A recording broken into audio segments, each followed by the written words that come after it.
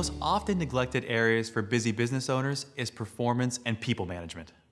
However, people management is probably one of the most important soft leadership skills as it directly influences productivity via its impact of staff morale and motivation throughout an organization. You've probably been there before, working in a toxic environment where employees are fearful of potentially being fired or having difficult conversations. These scenarios not only waste valuable time, but they also lead to higher turnover rates, which is not great for your agency. In this video, we'll discuss the importance of performance and people management and how to create systems for effectively managing and supporting your most valuable resources, your people. In particular, we'll answer the following questions. How do you support the professional development of your employees? How do you track employee success in areas of improvement? How do you resolve conflicts and have difficult conversations at your agency? Whether you're an owner of the agency or a member of the leadership team, we believe that focusing on these goals will help you be a more effective manager for your team. You should start every relationship with an employee by setting clear expectations. In most cases, this means defining a direction and a scope of work. Make sure it's clearly articulated and spoken about often. It ensures you're all on the same page in terms of what needs to be accomplished. Another conversation to have is one that regards the role of responsibility. Use this time to determine what appropriate behavior is and what it's not, and what productive work is and what it's not. Sometimes this feels bossy, as if you're telling people what to do. But when people have guidelines in which to operate, they're actually more empowered to act, take initiative, and innovate. Take a second look at job description and job duties. Do they match the work that's actually being done? Are they an appropriate fit for the structure you've set? Generally, you can expect a job description to accurately describe 50 to 75% of the role. The rest may require adaptability when needs arise and priorities shift. Keep in mind job descriptions are the baseline minimum expectation.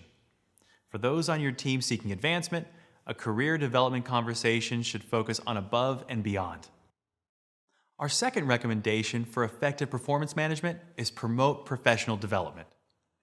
The best managers are regularly engaged in the professional development of their employees. This initiative must necessitate you knowing their strengths and weaknesses, so you can guide them towards areas of improvement. For example, if one of your new producers is having trouble closing sales, then brainstorm some ideas for that employee to get the help they need. You might propose shadowing a veteran producer or taking an online course.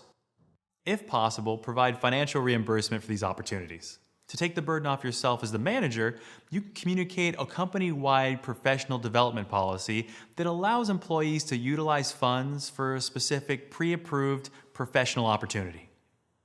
This can include attending conferences, purchasing of books, or joining affinity groups. As the manager, take the onus of checking in on your employees after big professional development opportunities. Ask them what worked and what didn't, and what they might be able to implement in their current work setting. Another great question to ask is whether they'd recommend their professional development opportunity to another employee. This will give you some good options for supporting the rest of your team and agency. And last but not least, an effective manager will anticipate challenges. A big part of management is having difficult conversations. This could be with regards to performance, workplace issues, conflict resolution, or worse, termination. There's no proper way to prepare for this conversation, but it is important that you have a structure in place so the issues are able to be resolved. We recommend the following guidelines. Act in a timely fashion. Conflict is best dealt with as early as possible. If employees are hinting at potential tensions in the team, then inquire about it right away. Try to understand the issue. Oftentimes, conflicts are formed out of miscommunication or lack of transparency. It's difficult to anticipate or detect conflict if they're not being vocalized. But the best thing you can do as a manager is provide a space for them to feel comfortable sharing possible issues.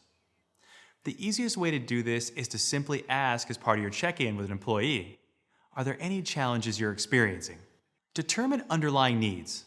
The goal of conflict resolution is not to decide which person is right or wrong. The goal is to reach a solution everyone can live with. Looking first for needs rather than solutions is a powerful tool for generating win-win options. To discover needs, you must find out why people want the solution they initially proposed. Once you understand the advantages their solutions have for them, you've discovered their needs. Respect difference. Rather than impose your influence, hierarchy, or rank, respect the unique differences in people and learn to see things from different points of view. You can better understand how to avoid conflict in the future. Conflict resolution is rarely black and white. In fact, there are more and more gray areas these days as the workplace becomes more and more generationally and culturally diverse than ever before.